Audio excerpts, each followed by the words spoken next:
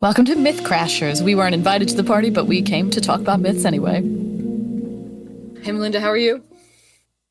I am okay in a very kind of rainy, grim February day. What day is it? The day after Valentine's Day, which is probably it should be grim and rainy and awful.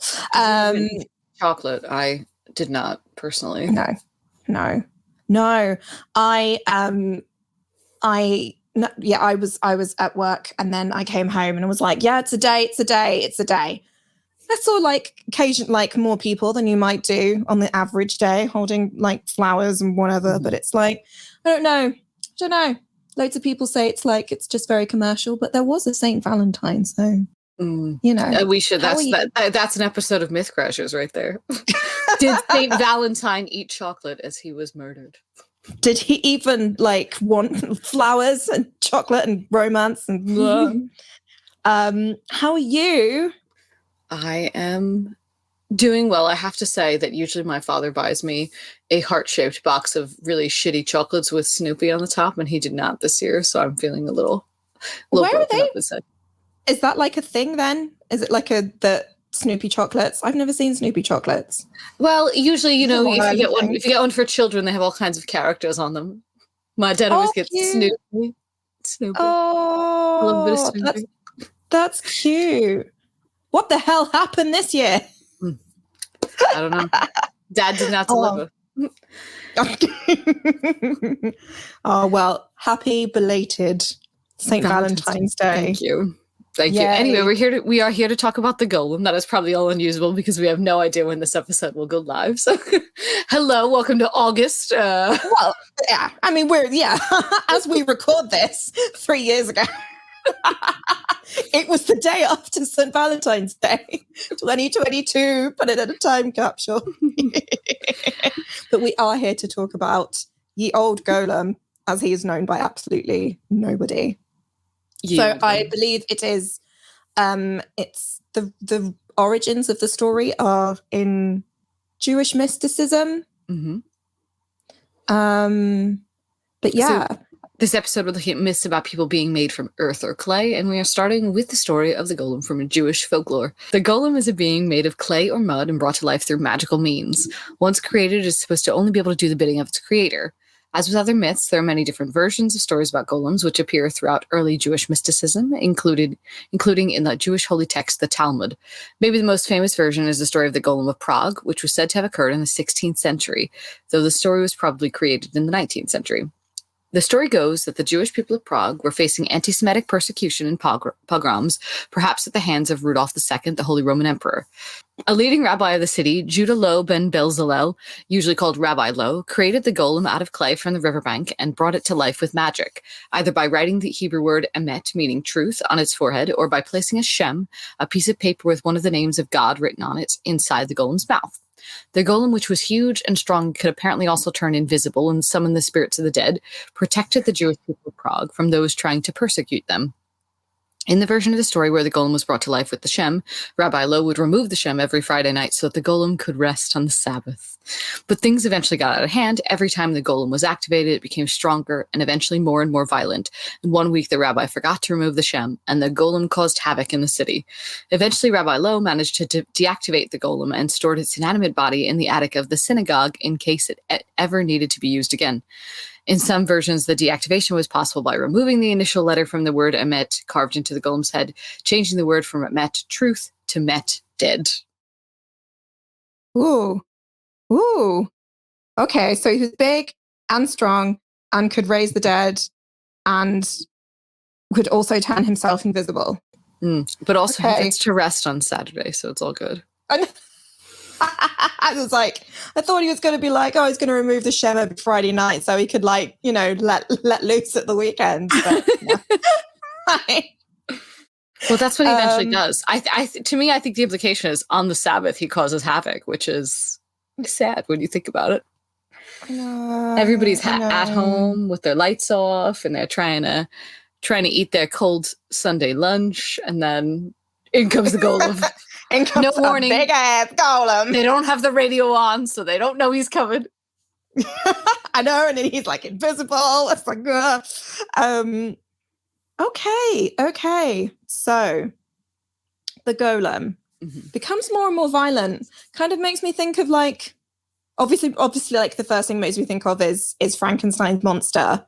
And I don't know whether, I guess that sense of like becoming more and more violent, because I guess Frankenstein's monster has self-awareness, which a golem doesn't. But then I'm trying to think like, is it meant to be, do you think like this sense of like it's an inevitability that this poor golem was just going to become more and more violent? Is it meant to be about like... Well, isn't it sad, don't you think, that when we make these stories about humans creating other creatures, they always get out of hand?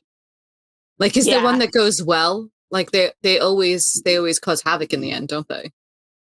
Yeah. Or like in Frankenstein, he kind of causes havoc by accident. But why? Why can't he just live in peace with the little girl with the flowers?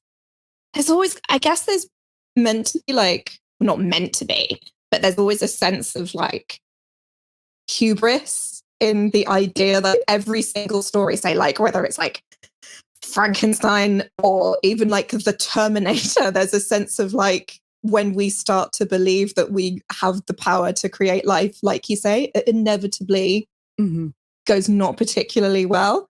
And I wonder whether that is that meant to be like, because obviously it's like it's a folk tale, less a fable. So it's just, this happened, we tried to protect ourselves, it didn't go too well. Do you think that it's literally a warning against people trying to play God? Like back in the day, were people really worried about that? Like I might actually create, because to me the only life we could possibly create is kids, right? Like have a baby. Yeah. Are they saying like don't fuck up your kid, or or are they saying really don't try to make a person out of clay? You know, literally. What's the concern? Like what is the fable to us? So there's a really great theatre company called 1927 who did a production, they did a piece called Golem that used the folktale of the golem as like its kind of launch paddy kind of thing. And it was more like, it was a kind of parable about like technology and kind of capitalism. The golem is kind of introduced as it's a tool for like human advancement that like eventually exceeds our own ability to control it. So it's essentially kind of, as I say, it's drawing like parallels with technology. And eventually it all kind of goes to shit. And it was, I mean, in terms of like the actual show, because 1927 do this very beautiful kind of theatre where they merge like physical theatre and animation, and it's this kind of very beautifully finessed choreography. So they had like the golems were sort of portrayed on this screen, and they were like, it was a big old hulking like Jewish folktale golem that then becomes this ever smaller and more efficient, I'm sure we can see where it's going, tool resource, but it also at the same time completely disconnects people from each other, and like I say, kind of exceeds our ability to control it. It's weird because it doesn't quite feel like in the folktale that's necessarily like you say, like it was kind of going for this morality tale. It does feel like Rabbi Lowe was trying to help people because they were being persecuted, and then it just didn't work out. Maybe, Malinda, Steve Jobs was trying to help people, okay? And now here we are attached to our tiny phone golems, okay? Phone golems. Yeah. Pocket golems, if you will.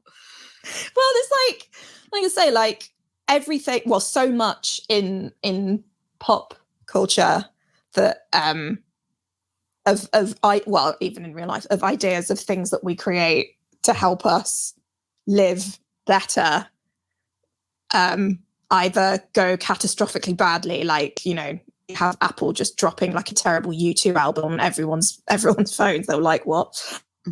Or like the only version I can think of obviously is Baymax, who goes on to be lovely and wonderful and friendly. Or it just seems to be like, and even in the other kind of contexts in which it's embraced, it's always like it's not good for us to kind of reach beyond ourselves, in as much as like to imagine that we can create something else that can be autonomous and not eventually try and kill us. Well, it doesn't go wrong for Baymax, does it? No, exactly. Baymax survives that film. So in the world clearly the animators Disney. at Disney have a less cynical idea of what humanity would do with the big robot.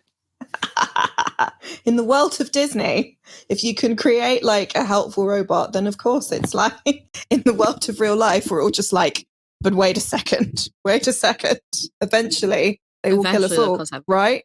Right. To be fair to the story of the Golem, though, eventually the rabbi deactivates him, or at least stores him away, right, to protect the city so should some future catastrophe occur.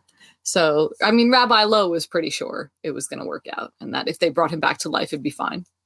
Wouldn't be like it was originally. Does am I right in thinking, as I refer to our beautiful producer Chrissie, do you have didn't you say that you have a little Golem figurine that you got in? Oh my god! No, it wasn't Prague. Oh my god! It was Prague. I do have a little clay golem that I got in the Jewish quarter of Prague. Yes. Is he protecting us right now? He's not, because he's a candle holder. He's got like a little space in his. So I guess he's what, like 4 inches tall or something like that. Maybe a little taller than that. But he's hollow, and he's got Emmett carved into him. That sounds like the name Emmett, but the word truth. He's a handsome 1997 born boy. Real spiky hair. Emmett. But he's got a little shelf in his back that you can put a little tea light in and light it, so he like glows with the power of truth or something. I'm not sure, but yeah, he's sweet. But I'm always I'm like weirdly superstitious to light the candle because it feels like bringing him to life. And like the whole magical words thing, and because the word is like carved into him, you can't take the first letter off. So what if he comes to life and then I've got this little 6-inch clay man wreaking havoc in my living room, and I can't deactivate him because I'm not a magic rabbi? Okay, but A, you could be a magic rabbi. B, why don't you could just scratch off the first letter, surely. No, it's like carved through. It's like whatever you would call that. It's like silhouetted. Oh. So I would have to like press a little. I would have to press a little bit of clay into the first letter or something. Mm. Okay, but I mean, would a little 6-inch clay man really cause that much havoc? I don't know. It's not like he could burn down the city, could he? If he has a candle, I guess maybe. I don't know. If he got going like while I was in bed, I sleep for a long time. I could do a fair amount of damage. Am I right in thinking, Chrissie, there are like quite a few or like myths about people being created from clay? It's actually quite like globally, I should say, there's lots of there's a lot of ancient mythology, as most mythology is. There's lots of cultures and religions all over the world and throughout history that tell stories about people being made from clay. Are there any in Greek mythology? Like human origin? I knew you were going to ask me that. But I guess, so I guess in Greek mythology, Prometheus makes some men, and he also steals fire from the gods to give to them. My favourite one is in the Epic of Gilgamesh. That's partially just because I love the Epic of Gilgamesh, which is Mesopotamian, ancient Mesopotamian. And Gilgamesh is like the sort of like hero figure who also does like a lot of like genocides. He's a weird hero. I don't know that genocides is fair, but he wipes out a lot of... He's a pretty violent guy for a hero. But he's got a pal called Enkidu who is made for him by the goddess Aruru. I'm probably pronouncing her name wrong. But she makes Gilgamesh a pal, Enkidu, out of earth. And so the idea is that Gilgamesh is kind of like the metropolitan city-born king, and Enkidu is the sort of wild man figure. So he's got like earthiness to him as well as being made out of earth. So there's all kinds of fun stories about people being made out of clay. What would you do if you built a golem? What would you want it to do, Nicole? Well, I mean, sometimes in the myths they kind of like use him for chores, right? Honestly, that's me, and that's what would you do, Malinda? What's the thing that you hate to do? Mine is vacuuming. I would make the golem vacuum for me. Like, being honest, I would more than happily have like a housekeeper golem, because in all honesty, I think in many ways I would outsource doing absolutely everything that I don't have to physically do myself, because, you know, I can't outsource like going to the toilet. But I feel as I get older.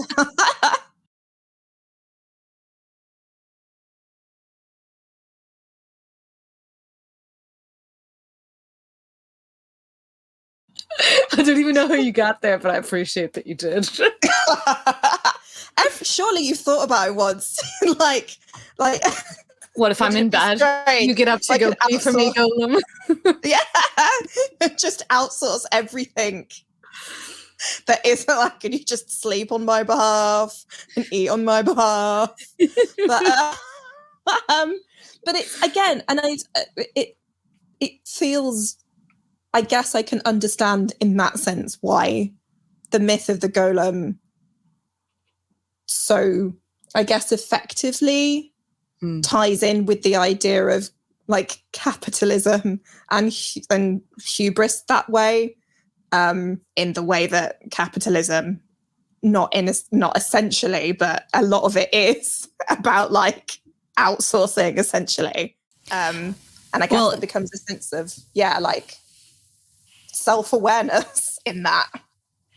Yeah, so can I chip in with a piece of trivia here, which is that you talked about like Terminator and stuff earlier, and we could like argue that the golem is a kind of robot in that he's a technology that is controlled by a person to do a job that the person can't do or can't do as effectively.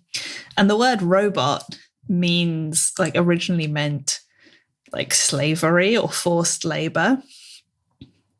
Which is pretty creepy. And then I was thinking about the fact that like it's interesting to me that we like the golem is made in the shape of a person, and like there's all this idea about like making robots in like a humanoid shape.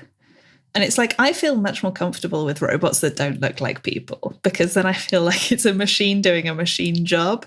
Whereas if it looks like a person, I'm like, who is this guy? I'm super terrified of, those dog robots. Yes. With like 4 legs. I'm terrified. They are pretty awful, actually. But I guess people like to look at other people, but then do you really like to look at something that looks like a person and then be like, sweep my floor? I think the traditional golem is super adorable, but like the golem that's in the silent film version is really creepy to me. With like the big fan-shaped head. Do you know what I'm talking about? Oh, yes. Yeah, I find him very strange, but I like the cuddly, like rounded golem. Yeah, I like round golem. I kind of like the like robot maid they had in the Jetsons. Is she wearing like an apron or something? I'm like, she's fine. The robot maid is a golem, you're right. Yeah, she's like kind of got a face, but like also just isn't a human at all. Or like, yeah, like the like floaty weird ones, like the one in like Flubber. Yeah, ones that are just. Oh my God, Flubber is a golem, isn't it? Yeah, I know. Oh yeah, I can't even remember what the point of Flubber was. What did it even do? He makes the Flubber, which I to me, the essential ingredient of is it a golem is, I think, did a person make it? Is it like semi-sentient now? Well, I was personally thinking about the sort of progression of materials that one might make the golem out of. Like we obviously start with the golem as mud or clay, or Adam and Eve as Adam is made from the dust, right? And then the way that has Frankenstein was a body, and then of course now we're making our robots out of metal, which I don't know. In my head, I think that's very divorced from mud, but I guess metal is also like earth minerals, isn't it? I'm quite intrigued by the idea that it's like, well, it possibly might not be so much now because it seems to be that like the pinnacle of human ability is now to go into space. But it feels like there was a sense that like the ability to create another sentient slave, essentially. It's like the pinnacle of like human progression, because like, you know, like they say, it's very different from having a child. It's like a child is an autonomous being, but like this robot dog or this golem, or like this is something that we control. These phones are things that we can control, and that's testament to the ability for humans to progress and advancement, etc., etc. And why that was ever something possibly that we were like, oh, you know, why is it that Rabbi Lowe's like, is it just as opposed to ask it like them as a community protecting themselves, that it needs them? I guess I guess they needed something bigger. Yeah. The supernatural element. I guess I would like to live in an olden times where my career options are like magical rabbi who makes a mystical man. Like, I just feel like that's the career path for me. I feel I'd be happier. but also back in the day, you could like be an alchemist, be a man who makes gold like out of nothing. So just the career options were better back in the 16th century, I feel. Yes. But then it was like or you could be like a milkmaid. That's kind of cute.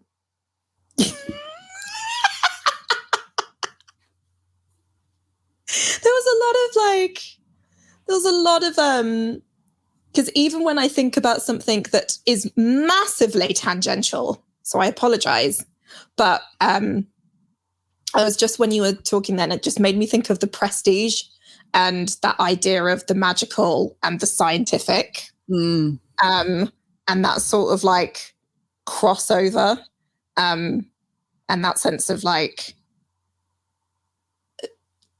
particularly like in like the 19th century, that there was a fascination. It was this period in which there was great like industrial and scientific advancement, but people were also still incredibly superstitious. And whether like this idea of the golem and its parallels with technology is sort of like indicative of that. All the best stories live there, don't they? Like the place where magical and scientific meet, because there's like an element of, could it really happen this way? You know, could I really make the man made of mud and bring him to life? I guess it's why we continue to still be very much attracted to science fiction. Because it's like you say, it's that sense of the what if, and whether there is like anything in people becoming in like a quite a mainstream way, very, very drawn to the fantastical. And now we have our guest, Wendy Haynes, who is a writer who's based in Southwest London and who has been working with By Jove since 2012. Hello. Thank you very much for having me. Hi, Wendy. How are you? I am very well, thank you. How are you? You're joining us today to talk about the golem. Have you been cursed by the golem today? I mean, possibly. I did feel a bit like clay when I woke up this morning, but that might just have been the exhaustion of the week. It could be the humidity. The humidity. Yeah, sometimes I just feel like a golem too, you know, just feel like mud. Just feel like you've been... like mud. Like I'm dragging my feet because my feet are made of stones. Yeah. Like someone is ordering you to do the chores and to protect the city, and you don't want to. You've just been born, okay? Precisely. So you actually chose to join us this week, yes? What drew you to the myths of the golem? That is true. I did pick this one. I think because I love a creation myth. I think they're good fun. And I love golems seem to have permeated so many different cultures and so many different myths. I was playing Zelda Breath of the Wild the other day and came across a golem. Really made me cross, actually, because I was having a really nice time exploring the trees and getting fruit and stuff, and suddenly this giant golem appeared made out of several stones and just absolutely murked me. I was really, really annoyed.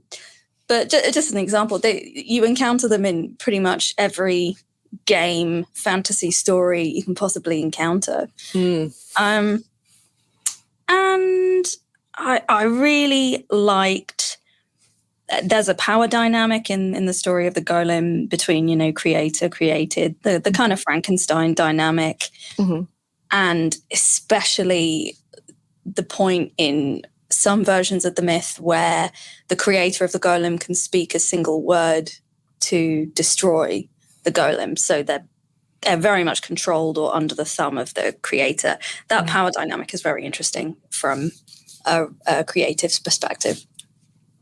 Well, let's talk about what exactly are all man-made creatures golems, or is a golem a more specific thing, you think?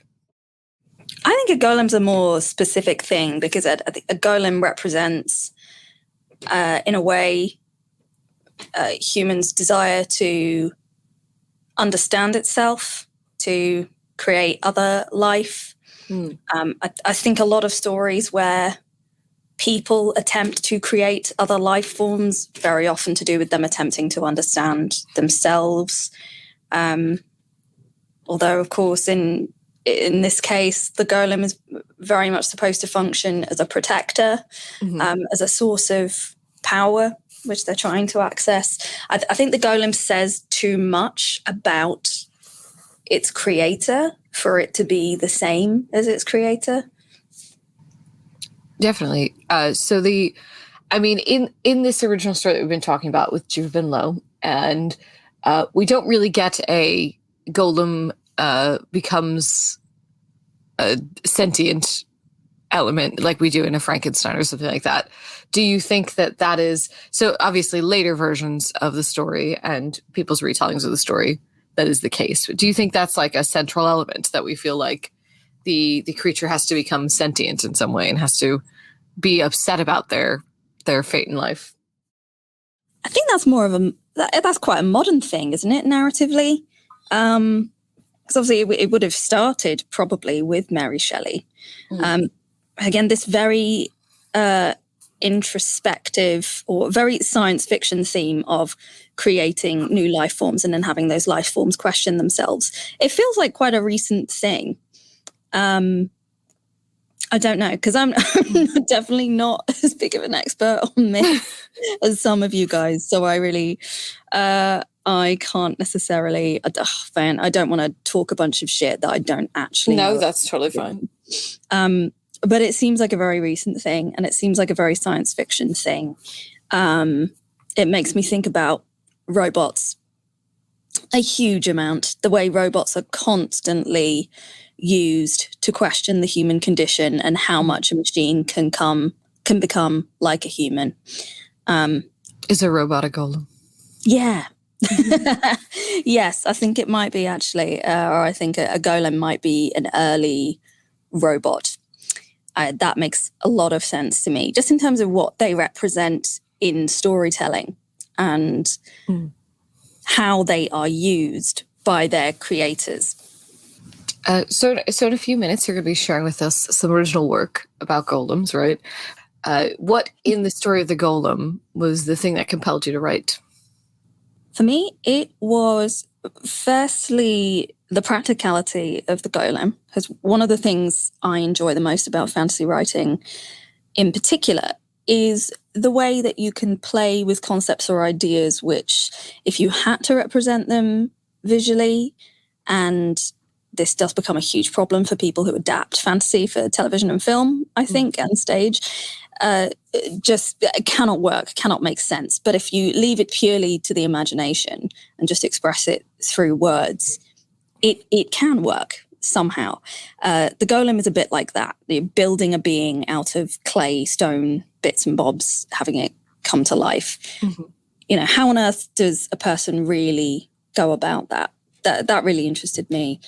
And then the idea of building it to defend yourself or building it in order to acquire some sort of power. A lot of my writing explores how women in particular find power for themselves or how they deal with a perceived lack of power. So that was what appealed to me and what inspired it, I think. So you tend to write fantasy, right, Wendy? Yeah, I tend to work a lot with fantasy and myth. Is myth something that you draw on in your work? Yeah, mostly.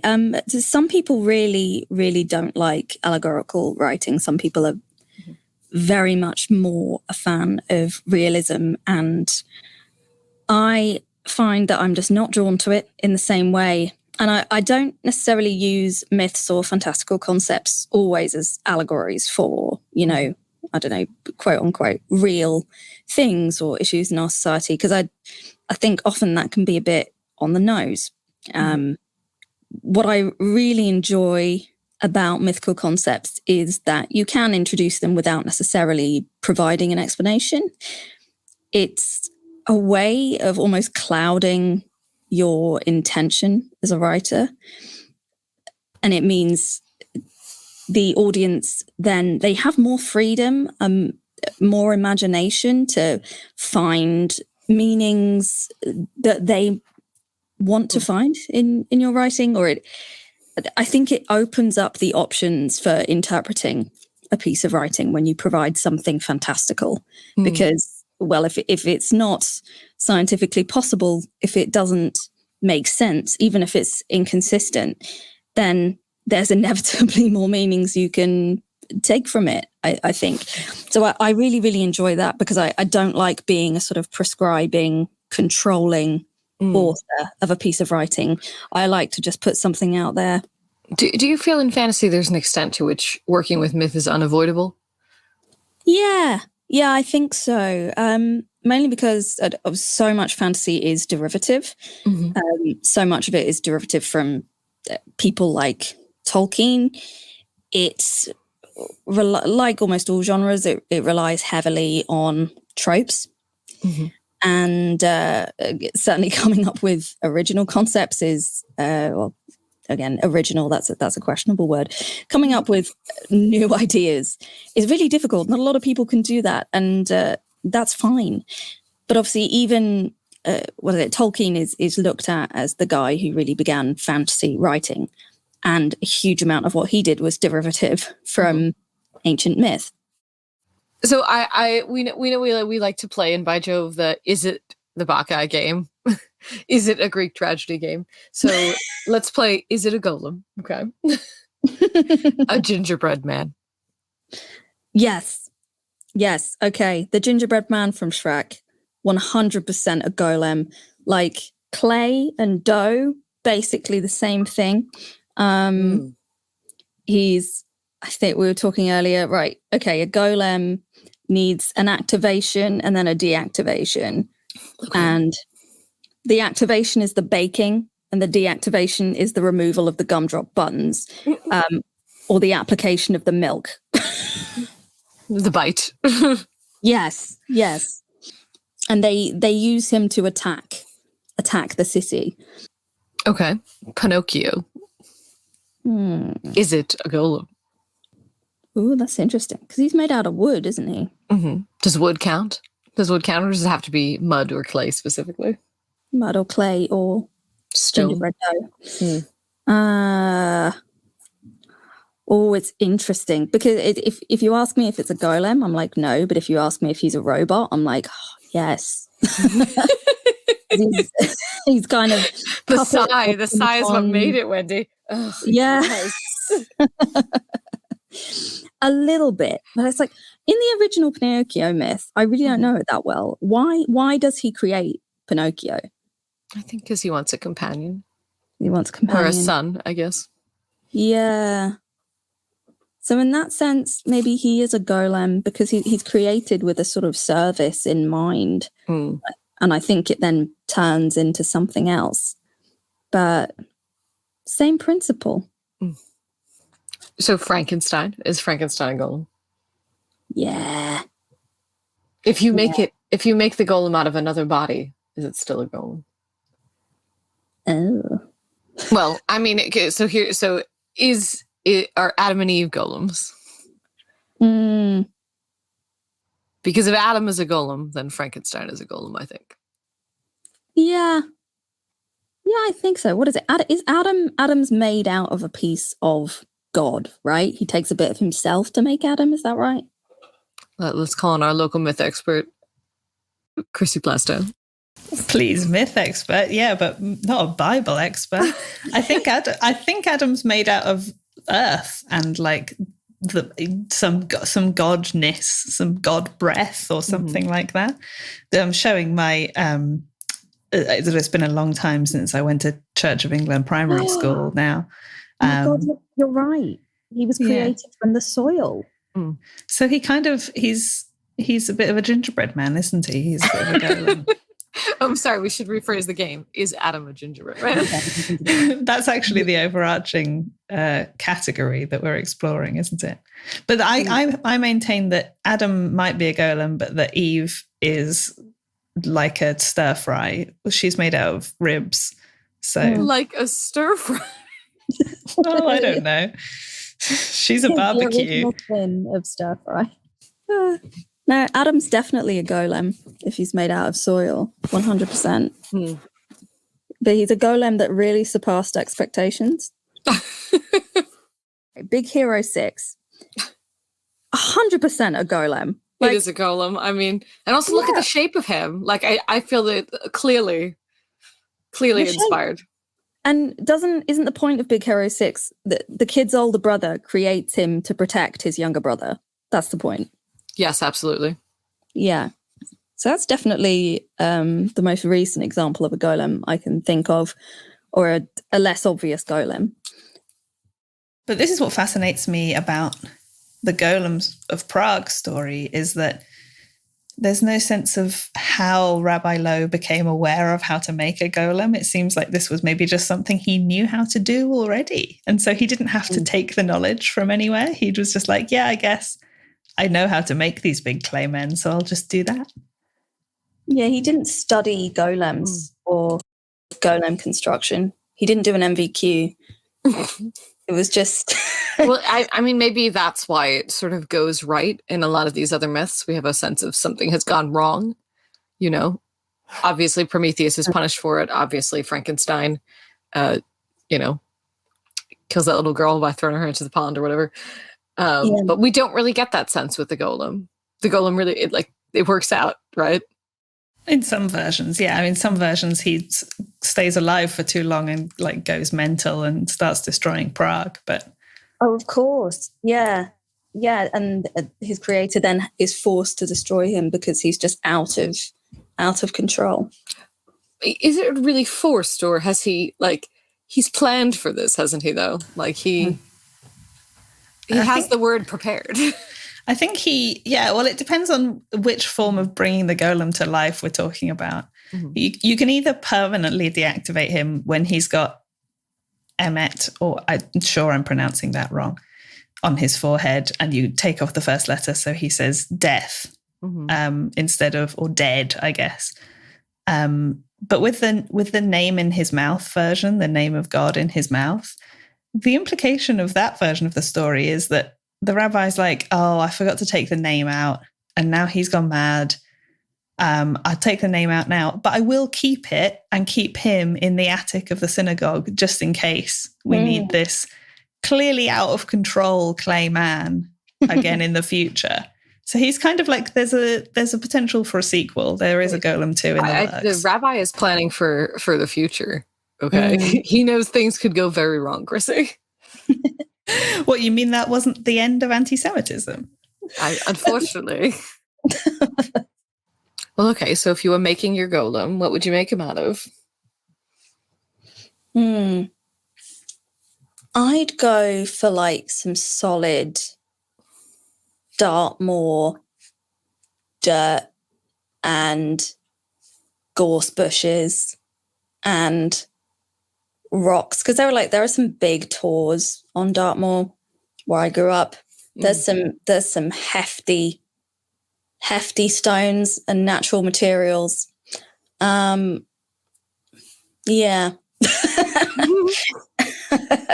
Chrissie, what's your golem made of?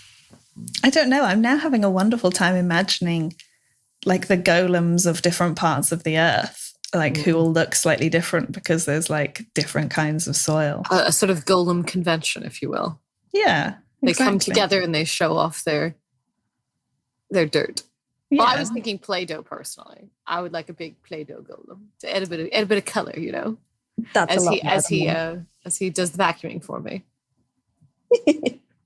Yeah, I think mine would probably be made of pastry. I can see. You're gingerbread man camp.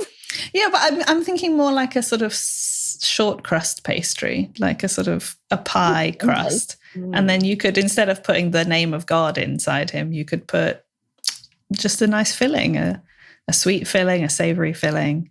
I'm talking about just making a pie now, actually, rather than making a golem. I mean, I'm thinking about making a fleet of gingerbread men later, personally. And bringing them all to life, massing them behind me like an army of golem gingerbread men. Do they make a cookie cutter? I would like a golem cookie cutter. So just one last for the Is It a Golem game. Are the broomsticks that Mickey Mouse brings to life in The Sorcerer's Apprentice golems? Yes. Okay, I say no, because they are not made in the image of man or mouse.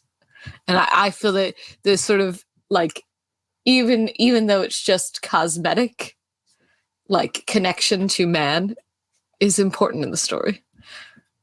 Like we always make other creatures in the figure of ourselves, right? Like we could easily bring everything to life, right? I could easily bring each of my objects to life with magic. Obviously, in this case, I'm a rabbi or a wizard or something. Yes.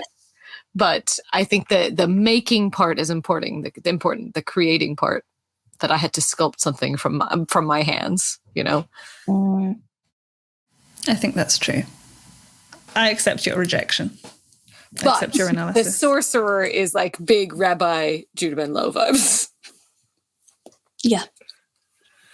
He's like, yes, I do control the city of Prague. Yes, I will protect it. I don't know where the Sorcerer's Apprentice is set. It could easily be Prague. I think it's all in a stone basement. So exactly. Could be anywhere. To say that's not in Prague. So, as I mentioned earlier, I believe you've prepared some writing based on the golem. Is that right, Wendy? I have. Do you need to give us any background? No, I'm just gonna. I'm curious to see what happens without any context. I guess I will say I wanted to know what a golem would be in a more domestic context. So, what I've written is called "When You're Not Paying Attention." The head is towards the bottom of the garden, near where the compost heap is.